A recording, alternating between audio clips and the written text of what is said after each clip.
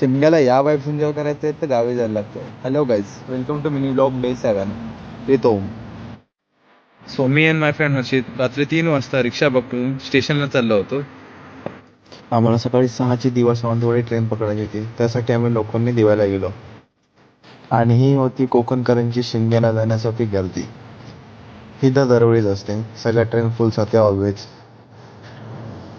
ट्रेनमध्ये काकडी खायला आली होती म्हणून बघतो ती थांबायला नाही म्हणून काकडी घेतली. काकडी खात खात बाहेरचा व्ह्यू बघत बघत ते कोणीतरी म्हटलंय सबर का फल बडा मिठा होता है. बाहेर बघता बघता चुकून आलं होतं.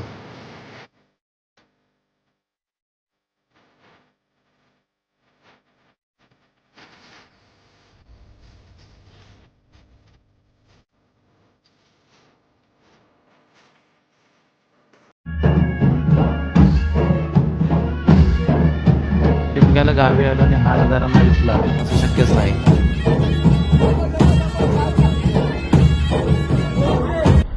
इतक्या दिवसांनी गावी आले म्हणजे फ्रेंड्सला भेटायला जाणं कंपल्सरी. आणि ही थोडीशी बक्षोदी आणि भाई की बंदी. अबे हा व्हिडिओ कोण टाकला?